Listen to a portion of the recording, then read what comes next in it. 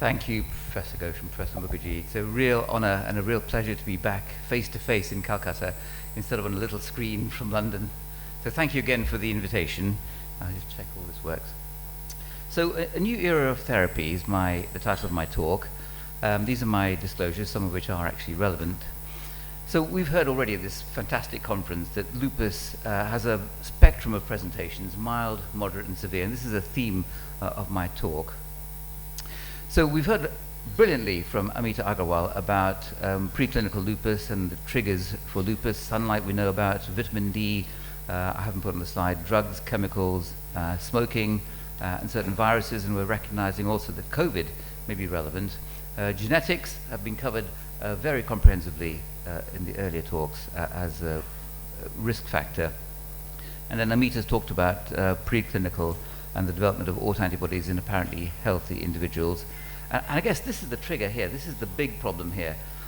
What is the trigger that switches an apparently healthy person making antibodies into the clinical disease that we're all very familiar with organ involvement, flares, and damage, and then the comorbidities, which are a big feature in terms of predicting premature mortality. So a lot is known about the basic science, and I'm grateful to the previous speakers. Defective apoptosis and netosis are one of the main drivers for the autoantigens that are recognized by the immune system. Processed by follicular dendritic cells, autoreactive B cells in the germinal center, and then type 1 interferons we've heard a lot about today, and T-cell activation. And this leads on to autoantibody producing plasma cells, autoantibodies, immune complexes in the context of complement, which then leads on to the clinical features of vascular inflammation, including lupus nephritis.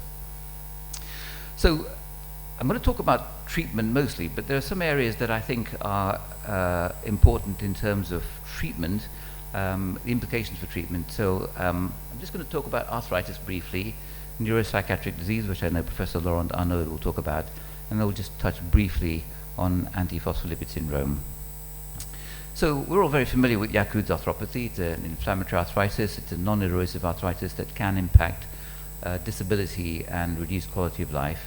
And clinical synovitis and joint swelling, I think, are less obvious in lupus compared to, for example, rheumatoid or psoriatic arthritis. And this does lead to undertreatment.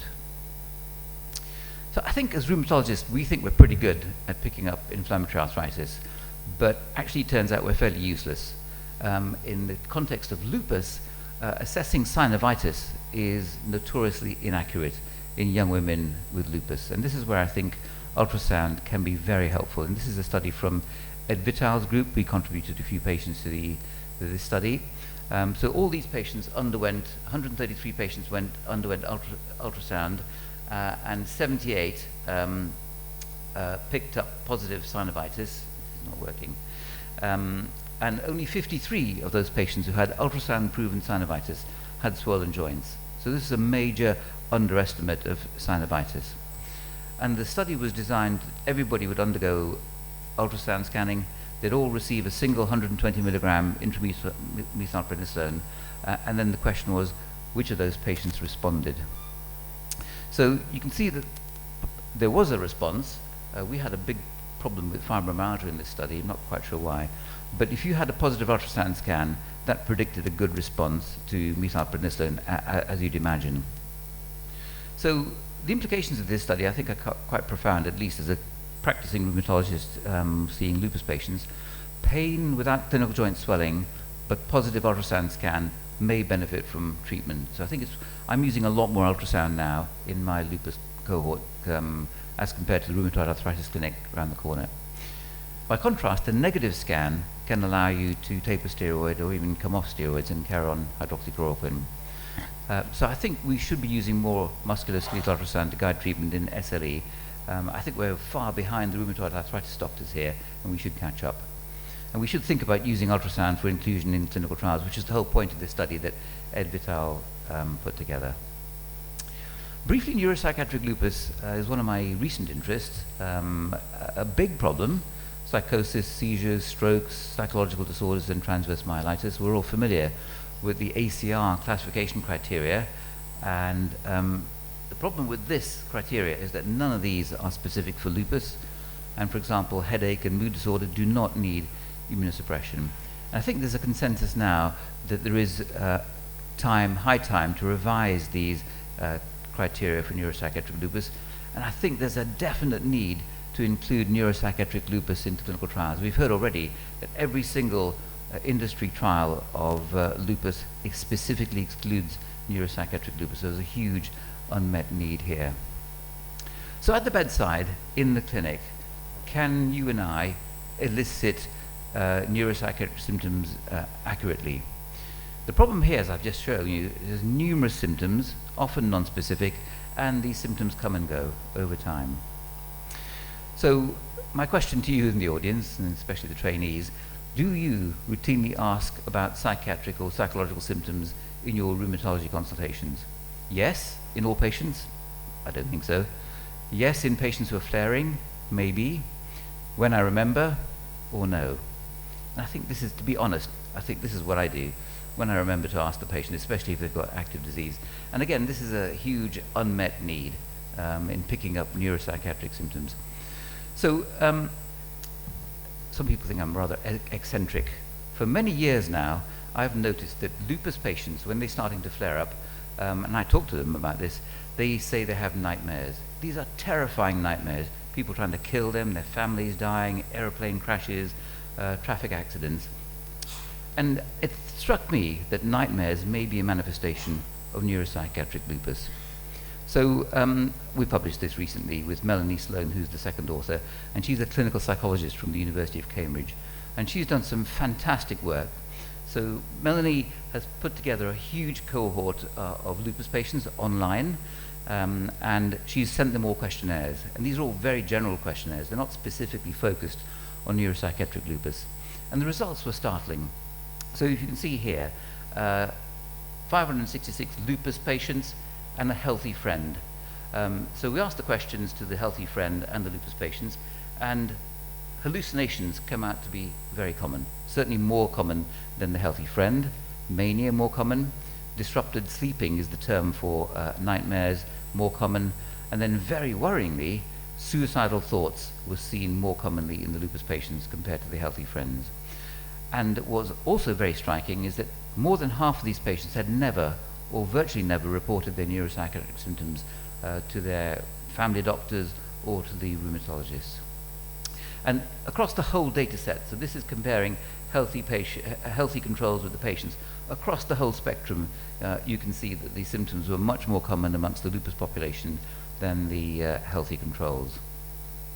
This is a slightly different study, same population, but here what Dr. Sloan looked at was she asked the rheumatologist, in your estimation, how common do you think these are?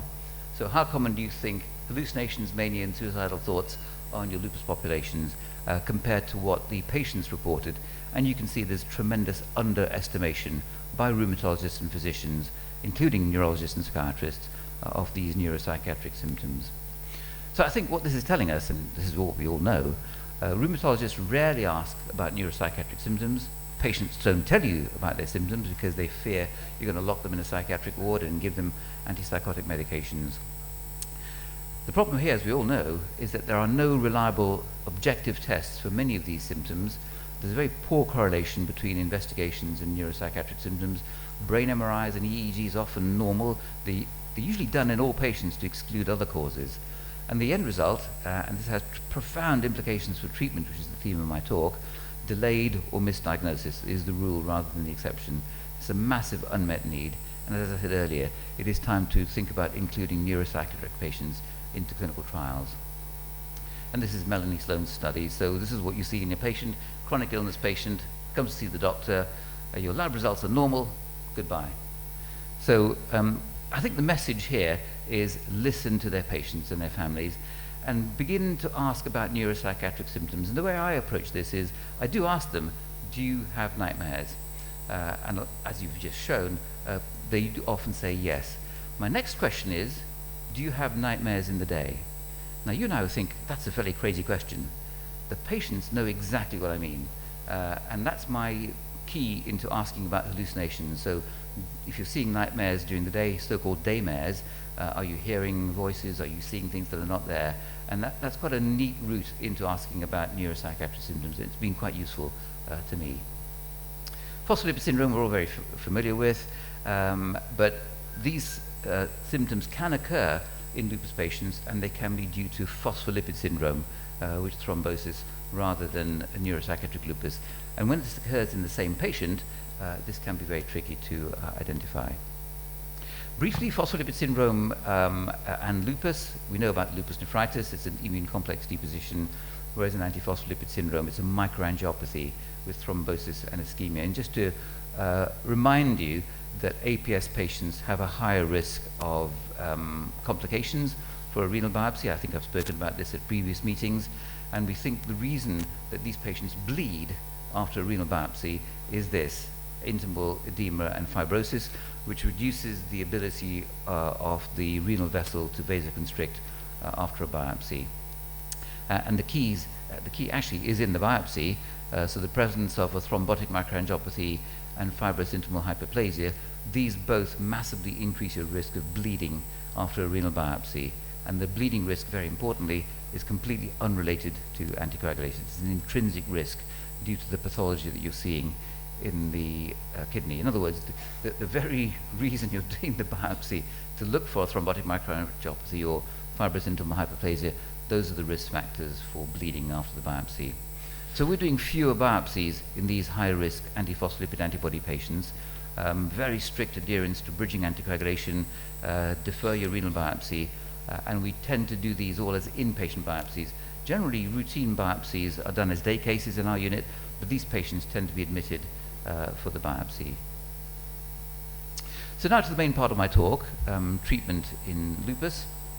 I think obviously at the bedside and in the clinic, I think we're fairly good at assessing disease activity, perhaps less good at assessing damage, and not very good at all about assessing quality of life in the clinic. We know about the various tools that are validated for use in assessing disease activity and quality of life and damage. So I think we're all very familiar with short and long-term treatment goals in managing patients with lupus. The short-term goals, we obviously have to try and reduce disease activity. Preventing flares is really important. Trying to improve health-related quality of life and fatigue is a major challenge, major challenge. We've spent a lot of time over the years studying fatigue in lupus, and this is a big challenge. And when you ask patients, what is your single biggest symptom in lupus, and you expect them to say rash or kidney disease, it's actually fatigue. That is the number one, number two, and number three cause of problems in poor quality of life in lupus. Treat renal involvement early. In the long-term goals, we need to obviously try and improve patient survival. I think we're not doing too badly in that respect. Preventing organ damage is critical, and then controlling all the comorbidities that I mentioned earlier: hypertension, diabetes, and osteoporosis. Many of this are driven by steroids, and then we need to minimize or even stop corticosteroids where possible. Disease flares we're all very familiar with. They're very common. About 2/3 of patients have a flare, and the flares, as I've mentioned earlier, may be mild, moderate, or severe. When you see patients in the clinic or in inpatients, you know who's going to be flaring. And those are the patients with high disease activity, renal disease, neurological involvement, especially peripheral neuropathies and vasculitis. These are the patients who are going to flare in the future. And then low complement, high DNA, these are patients that are going to flare. And so obviously, these are the patients you need to focus on in the clinic, closer monitoring, and a lower threshold for intensifying treatment. Off all treatment, that's almost impossible, I'd say, at least in my experience.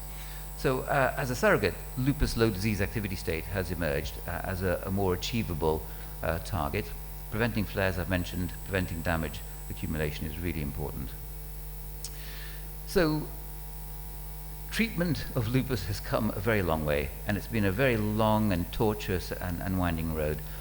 Starting from the Reverend Payne, who gave his lecture at my hospital, St. Thomas's Hospital, in 1894, demonstrating that quinine was useful to treat lupus, all the way through to aspirin, hench and corticosteroids, Page and mepocrine, Du Bois and cyclophosphamide, then all the various studies that I've highlighted here. And then now the new era that we're now in, fortunately, of treating lupus patients. So I think we're not really seeing an explosion of biologic agents. We're seeing some improvements, for which we're very grateful.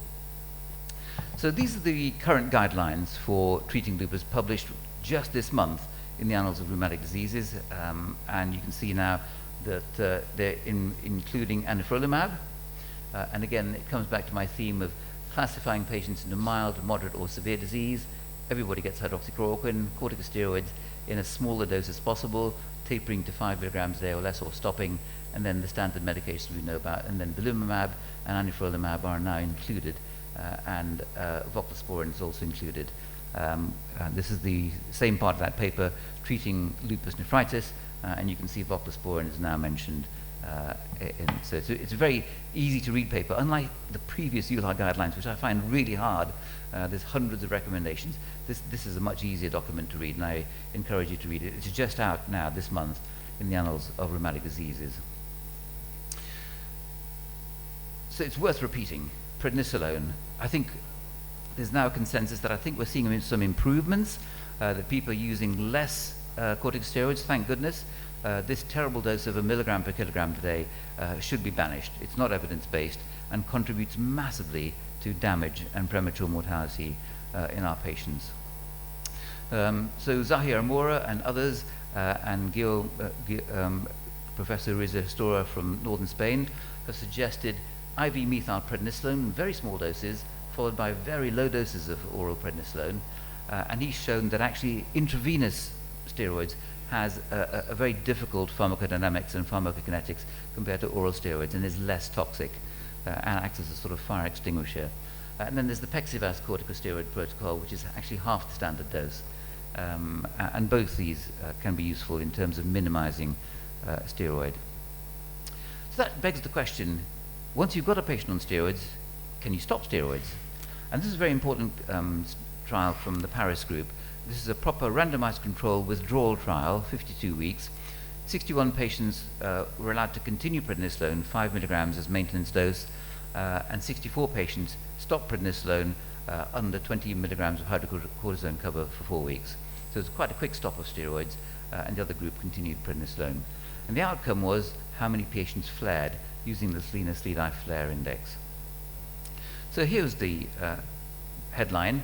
You can see that patients who did stop prednisolone did actually flare, and those who continued 5 milligrams of prednisolone continued. So there was a definite increase in flare rate on stopping 5 milligrams of prednisolone. So maybe a note of caution here, but the authors say that there was no increase in damage index or changes in serology with the withdrawal group of steroids, and they said there were no major adverse events. So I think this is a thought-provoking study. I think it tells us that you can reduce prednisolone. I think in clinical practice we don't stop steroids suddenly, which is what this trial did. We very gradually reduce the steroids, 5 milligrams, 4 milligrams, 3 milligrams each month, and then come off the steroids. And I sometimes request a synactin test to assess adrenal function before stopping steroids, which was not done in this trial. So it tells us we can stop steroids, but I think we would do it much more slowly and carefully. This slide's been seen already in many of the studies. There's lots and lots of targets in lupus, and here are the licensed agents now for treating lupus patients. Excitingly, there's more than 90 investigational drugs currently in clinical trials, phase 1, phase 2, and phase 3. So this is really a very exciting time, and we hope that there will be an explosion now of biologic agents. But these trials are very, very expensive, $60 million per trial, and they take years and years and years to do. And I emphasize again, there are no FDA-approved therapies for neuropsychiatric lupus. So we've heard about the numerous failed trials of biologics in lupus and lupus nephritis. This is a complex disease. Trial design has been a real challenge. Con-meds, especially prednisolone, is a big problem. And then we've heard already that outcome measures are imperfect and do need improvement. We know about the failures of rituximab, which failed to meet primary outcomes. But the success story has been belimumab, both BLISS 52 and BLISS 76, which we contributed to, both successful studies. Lupus nephritis, BLISS is The Bliss lupus nephritis trial showed the advantage of belimumab in lupus nephritis. Again, as you can see, the increments are not massive, but these were both positive trials. So just a couple of case histories just to give some reality to these background trials. So this young woman, age 22, she developed classic lupus with neurological symptoms, Raynaud's, chilblains, mouth ulcers, but she didn't have serious disease, no renal involvement, no APS or pregnancy morbidity. But she had a pancytopenia, strongly positive lupus serology, ANA, DNA, positive C1q antibodies, low complement. She was triple antiphospholipid antibody positive. And here you can see she's had very extensive acute cutaneous lupus, very photosensitive rashes on her face and trunk, and she had chilblain lupus as well. She had these terrible aphthous oral ulcers that were very debilitating. And she went on to have recurrent disease flares despite therapy with corticosteroids, mycophenolate and myfortic, azathioprine and methotrexate because of the severe leukopenia. And eventually she did commence belimumab. And you can see here the kinetics of the response. In terms of the pancytopenia, you can see that when she started belimumab, there was a very slow response. She did respond, but it took many, many months for the neutropenia to recover, for the thrombocytopenia to recover, and likewise her anemia to recover. So it was a very slow response. And there is some controversy about belimumab, whether it can affect or improve the hematological parameters or not. This lady, she did improve, but I've got several other patients with belimumab whose hematological parameters did not improve. You can see anti-DNA antibodies improved as you'd expect with belimumab. So she did very well. Slida was 17 before starting belimumab, and she's now in complete clinical and serological remission. There's another interesting lady, slightly older lady, 42, florid lupus, arthritis, rashes, photosensitivity, SCLE, Raynaud's, chilblains, serositis and myocarditis, alopecia, strongly positive lupus serology as before, hypercomplementemia, multiple ENA antibodies. She had a class 5 lupus nephritis, could not tolerate mycophenolate, and she failed azathioprine, methotrexate and hydroxychloroquine. She was treated with rituximab, to which she had a severe desquamating rash. And she then started, that year, she started belimumab, and she's actually done very well. She's a very drug intolerant and very anxious lady, but you can see that her SLEDAI has gone from 33, which was massive, down to 0 at 12 months. So she's one of our best responders for belimumab. So proteinuria, as you can see, has improved, confirming the role of belimumab in lupus nephritis, although she did have rituximab. Albumin levels improved, DNA antibodies have improved. And you can see here the severe photosensitive rashes and the severe alopecia, and at treatment has completely recovered the alopecia and the rash has resolved. So she had rituximab and it was followed by belimumab. And as you can see, there have been a couple of studies looking at this sequential treatment, the Beat Lupus trial and the Calibrate trial. These were done as safety studies and there were no major safety signals. In the Beat Lupus trial, the outcome was improvement in anti-DNA antibodies, and that was achieved. So anti-DNA antibodies improved, but rather unexpectedly, it was also a very successful trial because it reduced time to flare, and it was quite a good study.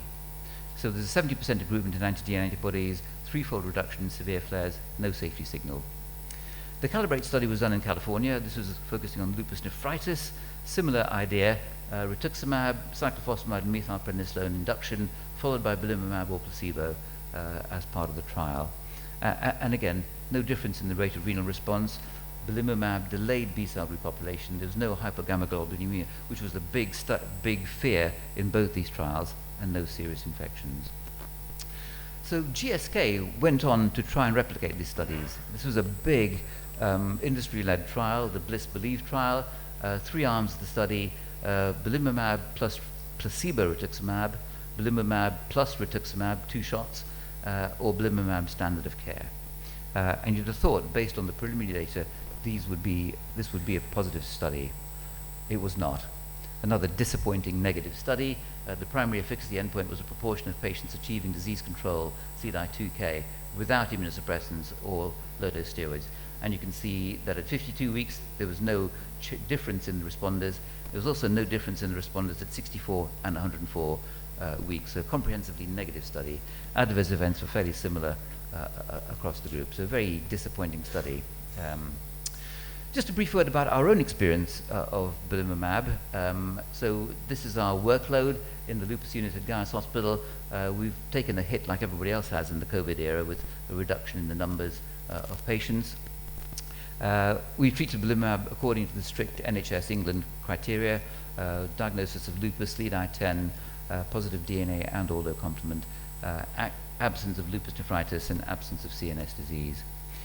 So this slide is already out of date. We've treated over 100 patients now, but this is the data we've got on 77 patients, mean age 43, mean disease duration 10 years. Everybody had failed previous immunosuppression, including 30 who failed rituximab. So as with the clinical trials, you can see improvements in C3 and C4. You can see improvements in anti-DNA antibodies in the patients and improvements in ESR and CRP. So 41 of 47 patients, the time point is 6 months. If the patient has not responded at 6 months, NHS England tells us to stop the belimumab. So the majority responded. You can see good improvements in the SLEDI scores. 6 patients had to discontinue, and we had no major serious adverse reactions. 2 patients had severe depression. Nobody was suicidal, but both had to stop belimumab. So in general, our experience is the same as that in the global clinical trials. Until now, we've been using the intravenous formulation, but now we're beginning to switch to the subcut formulation of belimumab, self-injected by the patient. So there's this other question about suicidal ideation and belimumab. So previous studies have suggested, and GSK issued a warning letter to all doctors saying, please beware of sudden depression and suicidal ideation. But actually, this big study was relatively reassuring. I think this is a small risk, and certainly to date there have not been any suicide events directly related to belimumab. But nevertheless, it is advised that patients before starting belimumab are screened with this Columbia Suicide Severity Rating Scale. So briefly, in the last few seconds of the talk, anifrolumab we've heard about, TULIP-1 and TULIP-2, positive studies, no major safety signals. Best responses were seen, as we've heard about before, in the interferon high gene signature. Beware of the herpes zoster risk. There are now killed herpes vaccines that we can give in the UK. Obinutuzumab, another promising study. There's only a phase 2 trial, and we've used obinutuzumab in about 3 patients who failed everything, including rituximab, and we think this is a way forward.